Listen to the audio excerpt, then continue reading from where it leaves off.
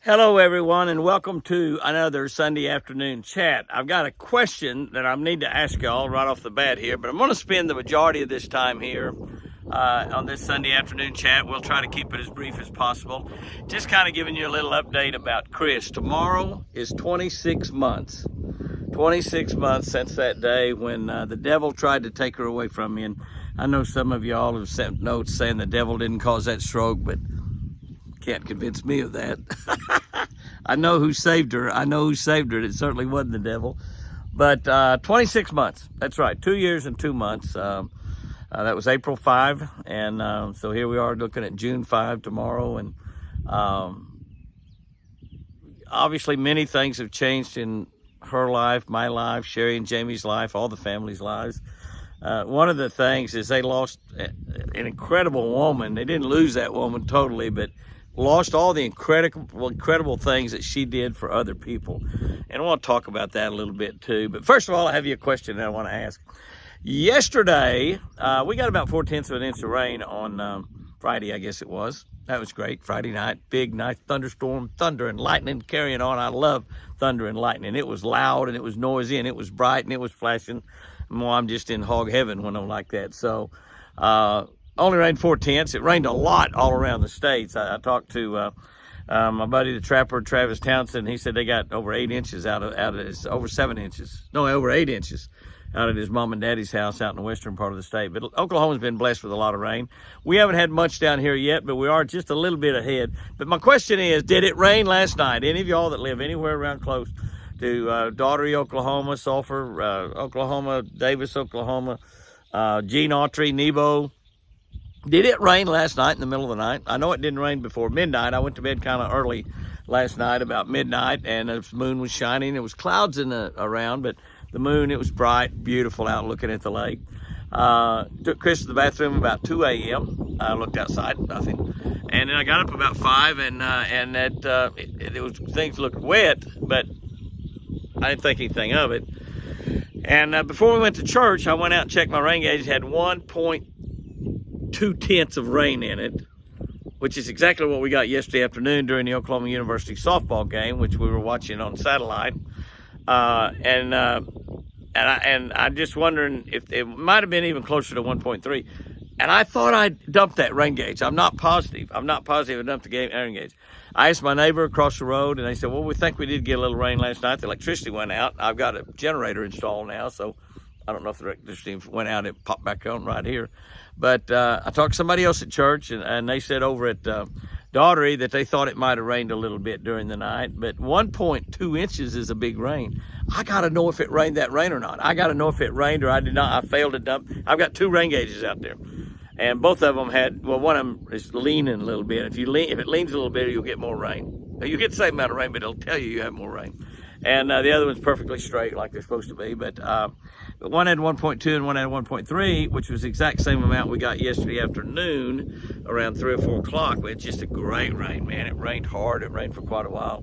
1.2 inches, 1.3 inches, yeah. But whatever. Anyway, I don't know if I dumped it out or not. So if it rained last night, if it rained last night and you know for sure it rained anywhere around Twin Eagle Lake, which is south of Sulphur, north of Ardmore, near Gene Autry, Oklahoma, near Daugherty, Oklahoma, near Sulphur and Davis, let me know if it rained. I really believe that I dumped those gauges out last night. I wrote down the amount in my book, so I think I dumped those gauges. I can't remember for sure. I've been taking for the last couple of months. I think I took 2 bottles of it. That medicine, that memory medicine, is supposed to help you remember things good to advertise on TV. I can't remember what the name of it is. I shouldn't have said that. Prevagen, that's the name of it. Prevagen. It must be helping because all of a sudden that popped into my mind. And I've taken it for almost 2 months. I've got a few pills left. I think I'll buy another bottle, try it again. I'm not sure it's helping my memory or not, since I'm almost positive I dumped those rain gauges. But then I just got to know, did it rain last night after midnight and sometime before daylight this morning? That's what I got to know. So if you know for sure, has that happened around anywhere where Twin Eagle Ranch is, let me know. Apache says he didn't get any rain up at his house. He lives up by the front gate, which is 2 miles away. And I guess I have cameras. I could check some of the cameras and see if I see rain. I might just do that. That might be a better way. But let me know if it rained anywhere close to my ranch. Chris's situation, to give you an update on Chris, I got a standard answer, and I believe it to be true. I'm not just saying it to say it. Chris is getting better all the time. But those getting better is just like minuscule amounts all the time, it seems like. There's days when she talks so beautifully. There's things she said that's wonderful, and things she's got that little sweet, soft Cherokee Indian voice about her that I just fell in love with when I was a teenager. And her smile is still not all the way back. The right side is still got drooping a little bit. The left side is a big, beautiful smile. And she still can't walk. That's the biggest problem. And she can't walk because she still cannot keep her balance totally. I have her balance every day, many times during the day, and she's getting better at it, but she's just got a long way to go from a balance standpoint. And she can't remember much. She'll remember things, but then many, many, many other things are just gone from her memory that I ask her. Precious memories that I have that were precious to her as well, that she just can't remember. We'll talk about something occasionally, and she does remember. In the last couple of years, we've lost several of our friends, as happens as you get a little bit older in life, and she remembers pretty much all of those friends. But at times, she's just like a little girl. It's just like living with a little girl at times. She laughs at me a lot, but she's always laughed at me. She's laughed at me, as I told you many times, at some most inopportune times. There's times that women laugh at their husband during a certain activity that the women will just start laughing for no reason at all. And she's always done that. Not every time, but she did that. I told her, don't be laughing now, be screaming or something, but don't laugh. So, but she laughs at me a lot, things that she sees funny, which I love to see her laugh. I love to see her smile. And so much of the time she talks to me just fine. Early in the morning when she's tired after she slept all night. She sleeps a lot still, takes naps every day, a couple of naps every day as a matter of fact, and goes to bed early and sleeps late if I let her. And I sleep very little, as most of y'all have probably figured out by now.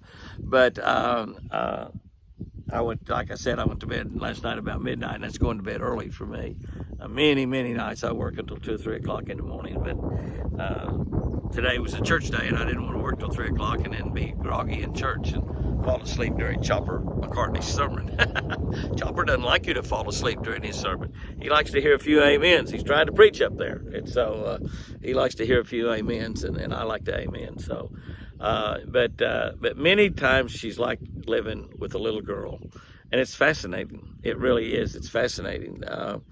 So many of the things that she says and does are just comical and mystical, and it's just amazing. The thing that I pray for more than anything else is for her to be able to walk and to be able to talk and to use that right hand. Her right arm is still just basically 100% useless. We got a little glove type thing we put on her hand. It opens her fingers and closes her fingers. We'll let that run for 20 minutes, and we put that on her every day, at least once a day, and let that run with those fingers open and close, and maybe her brain will connect and start opening and closing those fingers on her own. That's what we're hoping. We're using that little machine. I'd like to have a machine that'd get her to raise her arm up and put it down too, or some kind of, that's just a glove. It really is all that is. It does that, an electronic glove, and surely they have an adapt to it. I'm asked Sherry about that would pick that arm up and lay that arm back down, pick that arm up and lay it back down. And somehow that's got to connect with her brain where she'll be able to start using her arm. I remember somebody, one of the doctors or something, telling me early that when she recovers, and of course the doctor said she would not recover. The doctor said she would not leave that hospital alive. So she's beat the most important prognosis that she would be wheeled out of there dead, out of that hospital. But that's 26 months ago. So how wrong was that doctor? How wrong was that doctor? Using that arm, they said, would be the last thing that would recover as she recovered.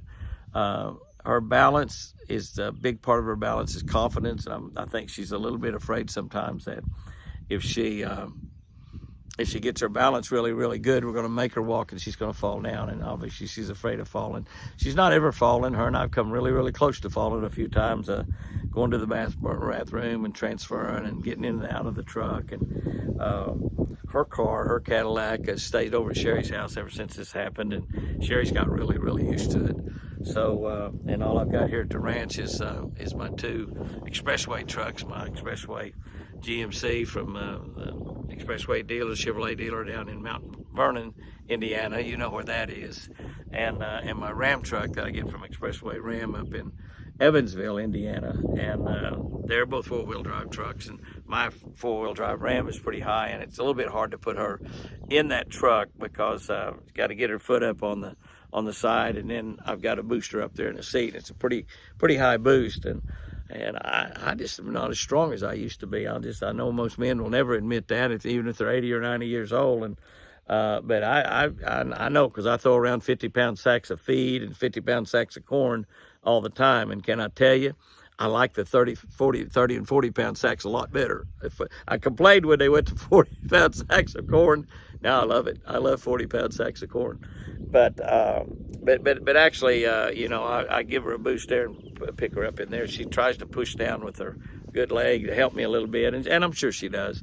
But she's gaining a little weight. I don't know how much. We are going to the doctor this week, going to our doctor in Ada, Dr. Langley, a beautiful, intelligent, tremendous lady doctor in Ada at the Indian Hospital there, the Chickasaw Indian Hospital. And I take her for a Botox shot in Tulsa this week. She gets Botox in her arm and in her leg for her muscles. It's not anything the doctor said, "I can't make you look any better, Jimmy." And I said, well, I could sure stand some help. but anyway, that's this week. And so loading her in and out. Sherry did get us what she called a car chair, which is a really light chair that we use in the car now, and we just use that for one in the car. We have a travel chair. We take our own trips when we fly.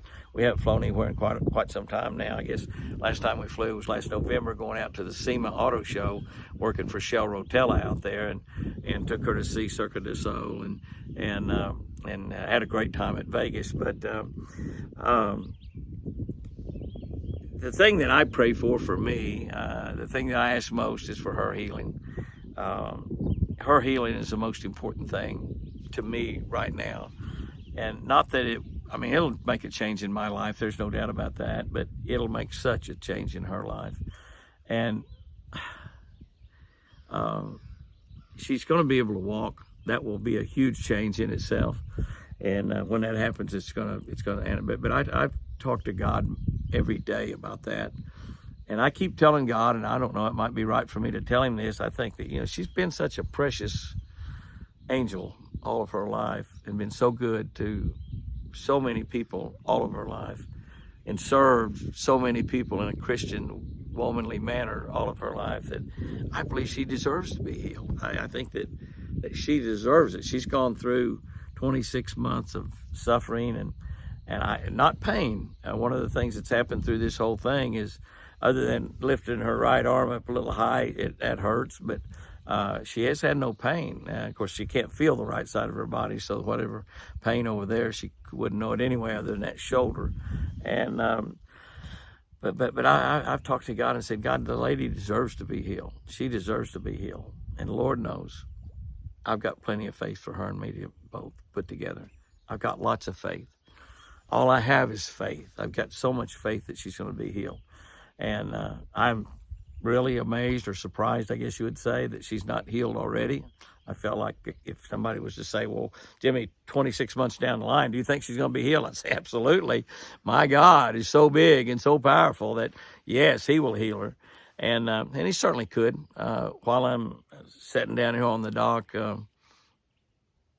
doing this Sunday afternoon chat, he could be 100% completely healing her up there in the house right now.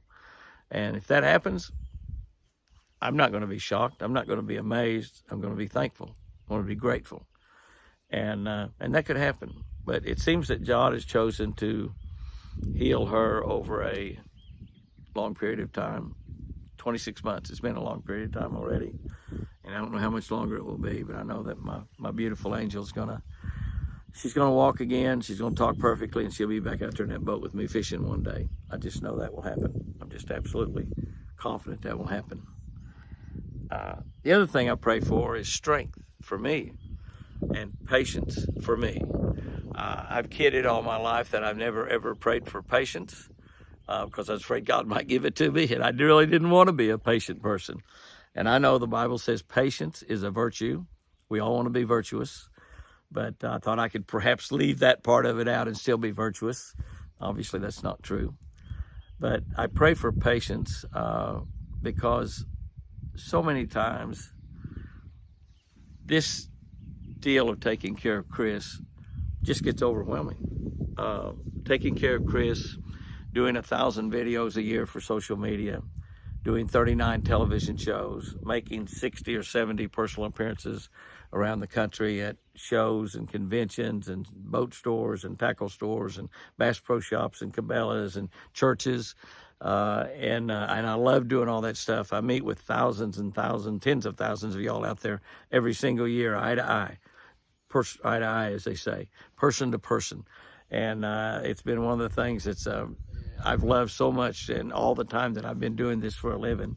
And we're not doing 130 personal appearances like we used to back before COVID, but we still, I think, did like 669 or something like that last year. So I'm getting inching up a little bit closer to the 100 personal appearances, and still enjoying those appearances, still loving meeting with everybody out there, whether it's people that's watched on television for 40 some odd years. 46 years we've been doing that television show.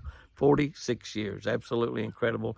My buddies Roland Martin and Bill Dance have been doing theirs longer, and I'd say they probably have a better show, as a matter of fact. But both of them are tremendous fishermen, great tournament fishermen, as well as just great fishermen, great friends, and great people, just good people. Those guys have done so much for fishing over the years, and they've helped so many people that it's incredible. It's just absolutely incredible.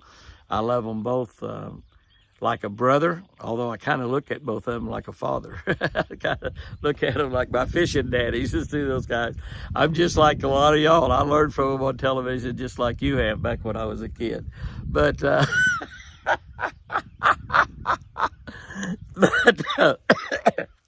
but anyway, it's difficult, and at times I get mad at her, and it doesn't last, but maybe 30 seconds or a minute seems like, because God grabs me by the collar and shakes me a little bit and says, Jimmy, I've given you patience.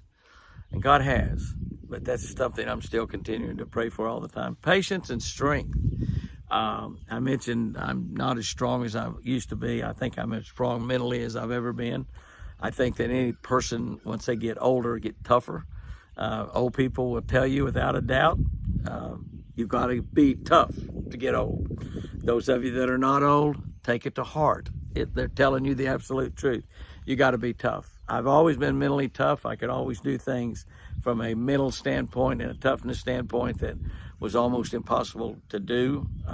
People mention it all the time. Don't see how you do that. Don't see how you do that. Don't see how you do that. It's called mental toughness. So God had given me that already. God had given me that. And but even with the mental toughness that God's given me, I run out of patience at times. It just overwhelms me at times. But the amazing thing, the God I serve, the God I pray for strength, when I get thin on that patience, when I get thin on that mental toughness and get a little angry or upset or mad at my beautiful Chris, it doesn't last long, 30 seconds or a minute, and he grabs me by the nape of the neck and shakes me a little bit and says, now, Jimmy, sounds like Joe Hall, now, Jimmy, and straightens me back out. I look at serving God all my life like I've done and think about how poor of a Christian I've been, how weak of a Christian I've been, how much of a sinner I've been in my lifetime, and all the bad things that I've done. And yet, I serve a God that loves me so much that he gives me strength when I'm the weakest. He gives me patience when I've lost my cool. And he gives me mental toughness when I've got to have mental toughness that's almost beyond human possibilities. But I don't serve a human God. I serve a supernatural God. Chris is getting better all the time. God is bringing me through this ordeal better than I could ever imagine.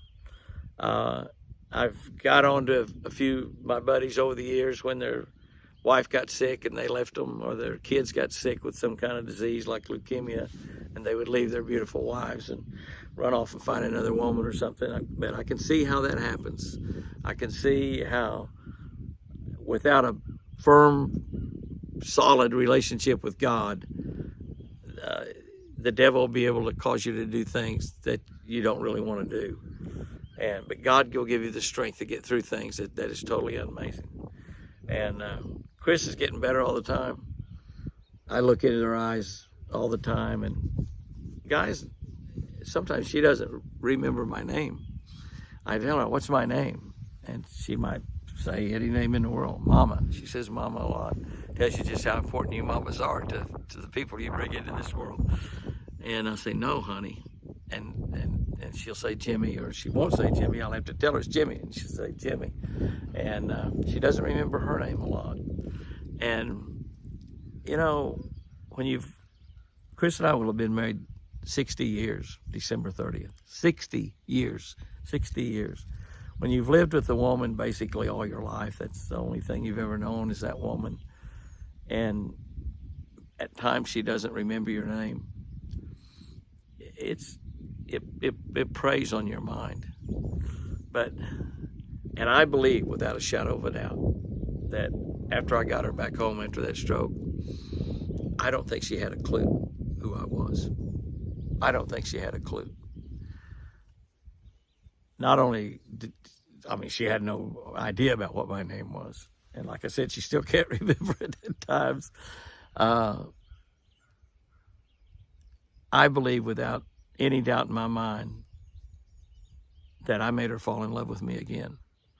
I don't have a shadow of a doubt that she loves me now, and loves me maybe more than she did. I don't know if that's possible. But I really believe that she simply fell in love with me again. God is love. God controls love. And I think that maybe God could see the suffering that I was in and put that love back in that girl's heart. But I can tell you, a lot of y'all are my age. A lot of y'all are young. A lot of kids on here, teenagers, 12, 13, 14 years old on here. All ages of people. When things happen to you in your life that come just out of the blue, and that's how it happens. One moment it's fine, the next moment it's a catastrophe. You've got to have a firm foundation. You've got to have a solid relationship with Jesus Christ. And that relationship's got to be so binding that circumstance, that stroke, that heart attack, that loss of a loved one, a husband, a wife, a brother, a sister, a niece, nephew, a child, a son or a daughter. It's the only way you can get through those is with that bond that you have with your Lord and Savior. I've learned so much these last 26 months about how big God really is. God is awesomely big. He's supernatural in power. And maybe he's let this total healing string on for months and months and months just to prove to me what kind of God I really serve. And he's really, really a supernatural God. I want to end this thing. I've rattled on too long as it is. Years ago, I don't even remember how long ago, but I was probably in my 30s or 40s. Somebody asked me, Jimmy, if they arrested you, I talk about Christians being persecuted. Many of you said that Christians are not persecuted in this country, but I'm telling you they are. Many have lost their jobs and stuff like that, but just by being a Christian. Asked me if I ever got arrested for being a Christian, would there be enough evidence to convict me of that crime? And it's not a crime to be a Christian. Don't say that I said that. But if I got arrested and the charge was that I'm a Christian, would there be enough evidence to convict me? And many times during my lifetime, over the last 40 or 50 years, whenever somebody told me that, that's popped into my mind as I go about my daily business.